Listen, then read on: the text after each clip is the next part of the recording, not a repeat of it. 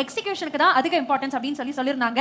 So உங்களுடைய demonstration நீங்க பார்க்கலாமா இப்போ? கண்டிப்பா மேம். ப்ளீஸ். ஸோ இப்போ நான் என்ன பண்ண போறேன்னா, இந்த ஸ்டுடியோக்குள்ள காத்து வராது. அதனால நான் இப்போ காத்து உருவாக்க போறேன். எப்படி உருவாக்க போறேன்? ஒரு மோட்டர் இருக்கு, ஃபேன் இருக்கு. ஃபேன் வந்து ஸ்டார்ட் பண்ணுறேன்.